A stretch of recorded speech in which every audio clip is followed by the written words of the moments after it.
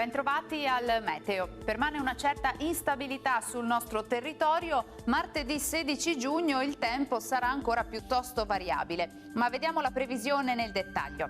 Sul Veneto cielo molto nuvoloso e coperto un po' su tutti i settori. Al mattino avremo qualche piovasco sulle aree costiere e sui rilievi. Al pomeriggio rovesci, specie sulle aree montane e pedemontane della nostra regione, localmente saranno possibili fin verso le zone limitrofe. Temperature minime fino a 18 gradi, valori massimi compresi invece tra i 24 e i 28 gradi all'incirca.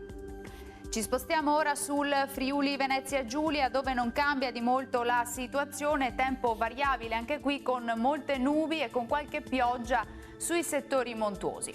Temperature minime tra 14 e 16 gradi, valori massimi invece tra i 25 e i 26 gradi. Infine uno sguardo al Trentino Alto Adige, anche qui il cielo sarà molto nuvoloso con precipitazioni temporalesche piuttosto diffuse, tuttavia saranno in cessazione durante la nottata. Temperature minime sui 16 gradi, massime sui 26-27 all'incirca. Dal meteo per ora è tutto, vi auguro un buon proseguimento in compagnia di Antenna 3. Arrivederci al prossimo aggiornamento.